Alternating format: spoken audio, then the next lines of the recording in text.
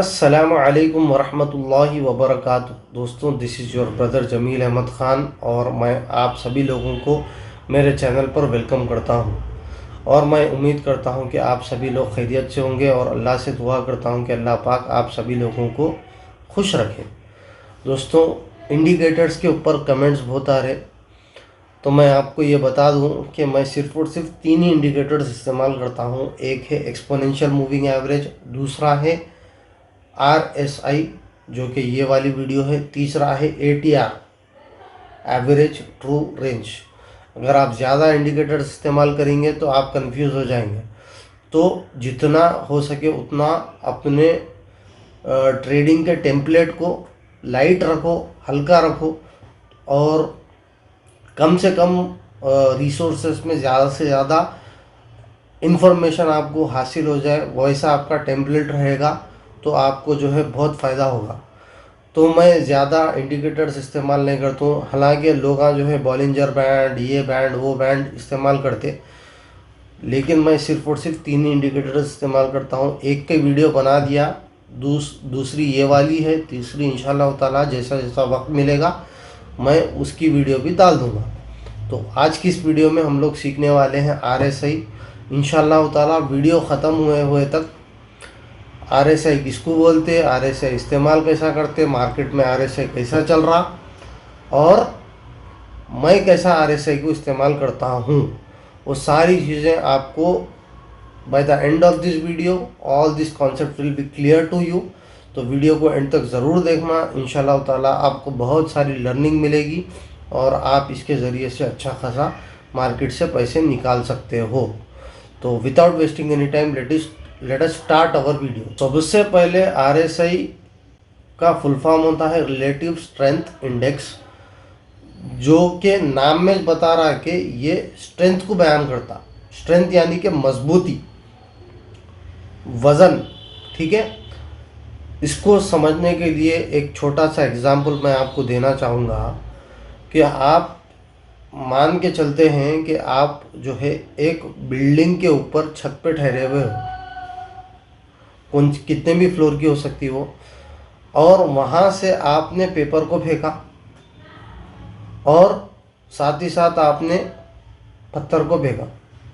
तो आपको क्या लगता है कि कौन सी चीज़ जो है ज़मीन पर ज़्यादा जल्दी पहुँचेगी?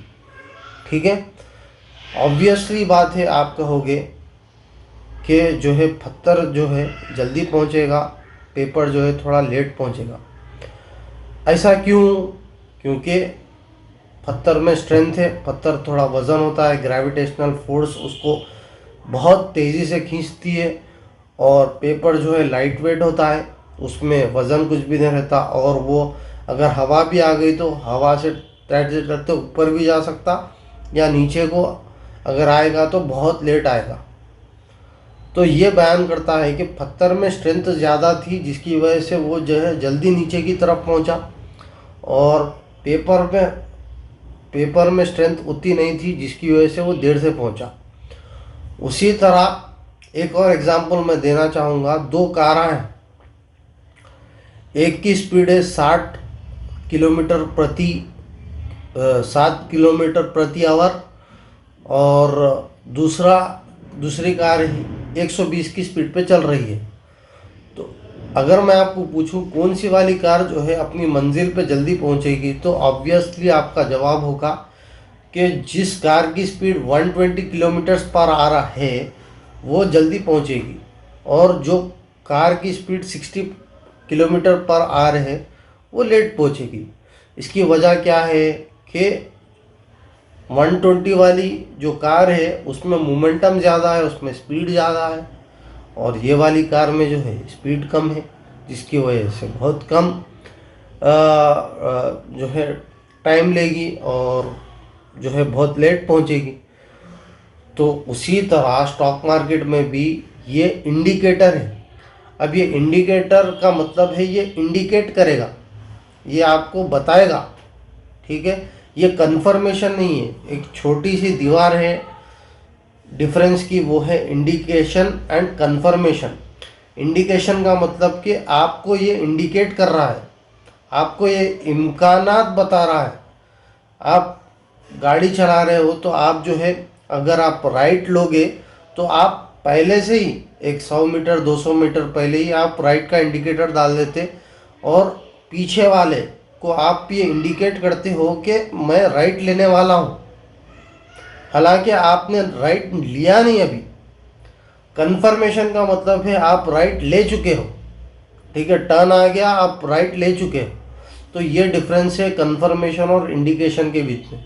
तो ये जितने भी चीज़ें हैं ये इंडिकेटर है कि आपको खाली इम्कान दे रहे हैं कि होगा, ठीक है, हालांकि अभी हुआ नहीं। तो ये एक डिफरेंस आपको जानना बहुत ज़रूरी है इंडिकेटर और कन्फर्मेशन के बीच में। तो ये RSI एक ऐसा इंडिकेटर है जो आपको बताएगा कि मार्केट में क्या चल रहा वो स्टॉक को लेके, ठीक है। अगर मार्केट में जो है ऊपर की तरफ है तो कितना ऊपर है और नीचे की तरफ है तो कितना नीचे है। तो RSI बेसिकली एक स्केल होती है 0 to 100 के बीच में, ठीक है। वो स्केल का जो ग्राफ होता है वो कैलकुलेट होता है पिछले 14 दिन के जितने भी प्रॉफिट्स है और जितने भी लॉस है उसको निकालकर एवरेज निकाला जाता है। एवरेज निकालकर वो फार्मूला होता है, वो फार्मूले में जो भी नंबर आता उसके ऊपर एक ग्राफ प्लॉट किया जाता है। तो वो फार्मूला आपको सीखने की ज़रूरत नहीं है, वो आपको ग्राफ सीखने की ज़रूरत नहीं है, वो आपको डेटा के अंदर जाने की ज़रूरत नहीं है। कई को बोल तो हर चार्ट पे हर ब्रोकर के पास प्री प्लान्ड आपको सॉफ्टवेयर में इनबिल्ट आपको वो RSI दे दिया जाता है। तो इतना जो है दिमाग ख़राब करने की अपने को ज़रूरत नहीं है। तो आप इतना सा समझ लो कि एक स्केल होती है, वो स्केल में 0 to 100 के बीच में आप जो है एक नंबर दिया जाता है। वो नंबर आपको बताता है कि वो स्टॉक के ऊपर चल रहा है क्या, ठीक है। तो मैं आपको स्क्रीन पर जाकर बताऊंगा, तब आपको अच्छे से समझ में आएगा कि लगाते कैसा है, इसमें क्या क्या वो चीज़ें होते हैं सीखने के, समझने के, और उसको देखकर अपने को ट्रेड कैसा लेना है। तो इसके लिए अपन चलते हैं स्क्रीन पर। अल्हम्दुलिल्लाह हम लोग आ चुके हैं स्क्रीन पर और मैं आपको बताने के लिए निफ्टी 50 के चार्ट पे जाने की कोशिश करूँगा। तो यहाँ पर हम लोग पहुँच चुके हैं निफ्टी 50 के चार्ट पे, और to see the relative strength index you need to click on indicators and type RSI.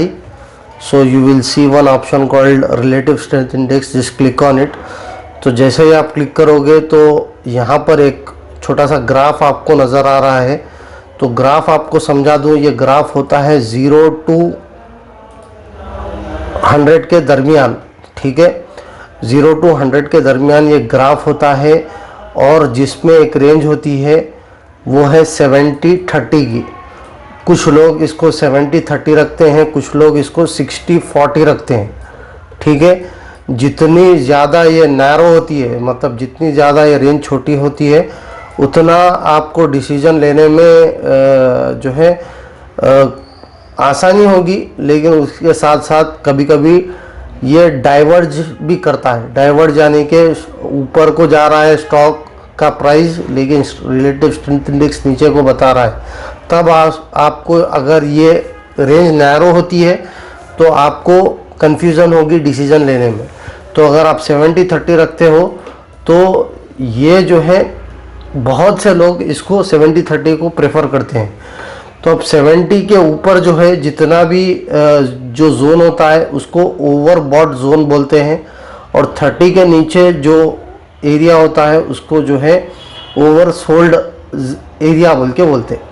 अब ये ओवरबॉट का मतलब ये है कि जितना वो जगह जहाँ पर जो है स्टॉक का प्राइस आया, तो ये समझना कि अब जितनी खरीदी आना था आ चुकी है, अब बिकवाली वहाँ से कभी भी आ सकती, उसको बोलते हैं ओवरबॉट जोन।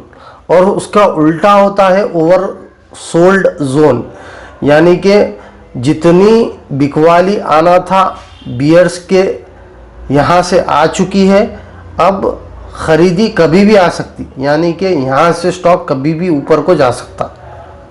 तो ये आपको समझना है।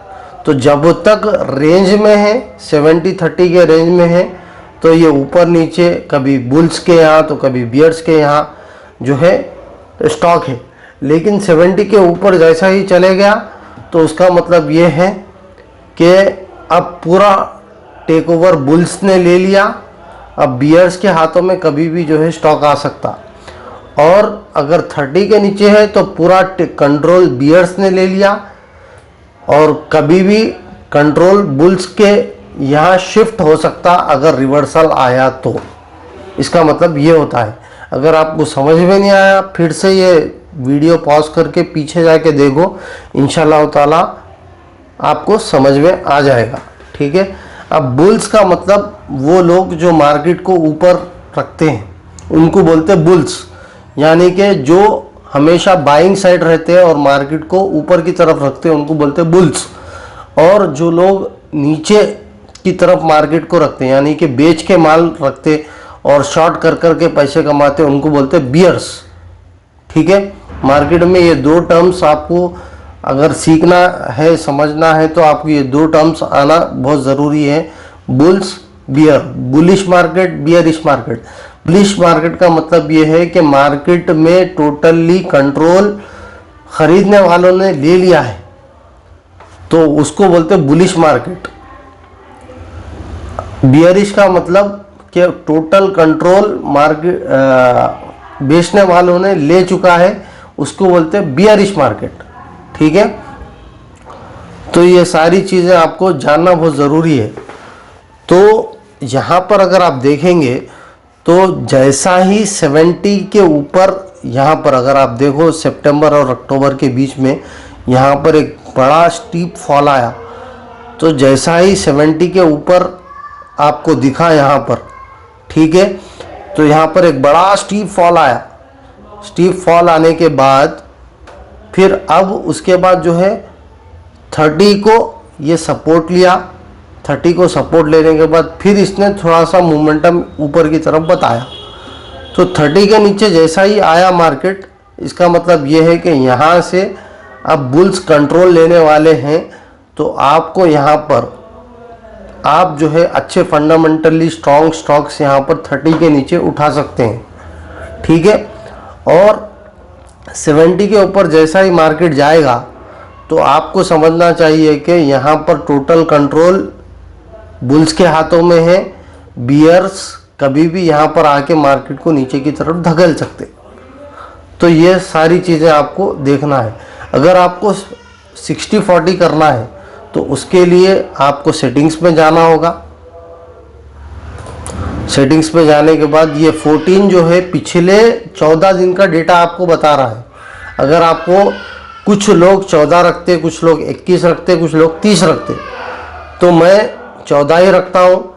आप देखिए आपको क्या बेस्ट सूट कर रहा, 14 डे का एवरेज सूट कर रहा या 20 दिन का एवरेज सूट कर रहा या 30 दिन का एवरेज कर रहा। उसके लिए आपको टेस्ट करना पड़ेगा मार्केट में जाकर। और दूसरी चीज़ है, यहाँ पर अगर आप देखेंगे तो जो है यहाँ पर अपर लिमिट, अगर आप देखो ये वाली अपर लिमिट और लोअर लिमिट और मिडिल लिमिट।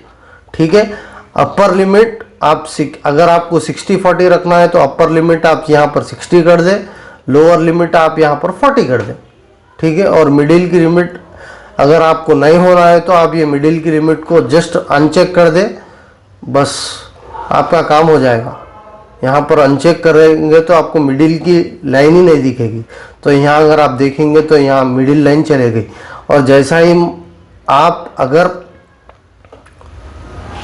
इसको चेक कर देंगे तो यहाँ पर आपको मिडिल लाइन दिखेगी। तो आप जैसा चाहे इसको रख सकते हो। तो मैं कैसा इसको इस्तेमाल करता हूँ कि 50 के ऊपर अगर मार्केट है तो मैं ये समझता हूँ कि मार्केट में अभी भी बाइंग स्ट्रेंथ है और यहाँ पर माल लिया जा सकता है। ठीक है। और अगर 50 के नीचे है तो अभी कंट्रोल पूरा सेलर्स के हाथों में है, बियर्स के हाथों में है। और यहाँ पर मुझे शॉर्ट करने के अपॉर्चुनिटीज़ देखना है।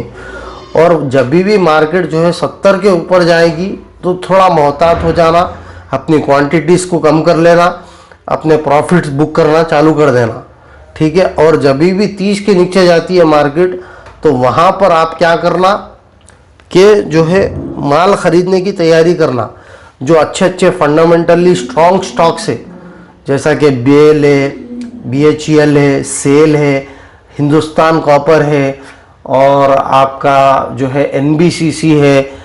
जितने भी स्टॉक्स है ये रिकमेंडेशंस नहीं है, वे फंडामेंटली स्ट्रॉन्ग स्टॉक्स है, ठीक है। NFL है, उनमें आप खरीदने की तैयारी आप कर ले सकते, ठीक है। लेकिन मैं आपको ये बता दूं कि ये कंफर्मेशन बिल्कुल भी नहीं है। जैसा ही 30 को आते ही आपको ले लेना बोल के ऐसा पत्थर की लकीर नहीं है, ठीक है। 30 के बाद वो 20 भी जा सकता, 10 भी जा सकता, और जितना वो ज़ीरो के करीब रहेगा वो बताता है कि उतनी जो है सेलर्स के पास स्ट्रेंथ है अभी। और जितना जो है 100 के करीब ग्राफ होता है तो उसका मतलब ये है कि बायर्स के पास उतनी स्ट्रेंथ है, ठीक है, उतना बायर्स के पास वजन है, कैपेबिलिटी है। तो ये बिल्कुल भी पत्थर की लकीर नहीं है, तो ये एक इंडिकेटर है बस। तो आपको क्या करना है, ये देखना है कि अभी ग्राफ कहाँ चल रहा। अब यहाँ पर अब हालत हाजिरा की बात करेंगे तो आज तारीख है 31 दिसंबर 2024। तो 2024 पे अगर आप देखेंगे तो अब प्रेजेंटली इसका जो RSI वो चल रहा है 38, जो कि 50 के नीचे है। 50 के नीचे का मतलब ये अभी भी सेलर्स के हाथों में पूरी कमान है, ठीक है। इसीलिए आपको मार्केट हर रोज़ नीचे की तरफ जाती हुई नज़र आ रही है, ठीक है। अब जिस दिन भी ये जो है 50 के ऊपर जाएगा तो वहाँ पर हम ये समझेंगे बायर्स पूरा कंट्रोल ले लिए। अब यहाँ से जितने भी स्टॉक्स है अपना पैसा लगाओ और प्रॉफिट को कमाओ, ठीक है। तो ऐसा आपको समझ के काम करना है, और ऐसा आपको समझ के जो है मार्केट को प्रेडिक्ट करना है। आपको ये RSI कब इस्तेमाल करना है, जब आपको माल ख़रीदना है किसी स्टॉक में, अगर आपको पोजीशन बनानी है, और अगर आप शॉर्ट साइड जा रहे, यानी कि अगर आपको शॉर्ट सेलिंग नहीं आती तो प्लीज़ वो वीडियो देखो, वहीं आई बटन में दे दूंगा इंशाल्लाह ताला शॉर्ट सेलिंग की वीडियो, हलाल तरीक़े से शॉर्ट सेलिंग कैसा करना, ठीक है। तो अगर आपको जो है शॉर्ट करना है तो आपका जो निफ्टी 50 का RSI है वो 50 के नीचे होना चाहिए, जो कि अब है।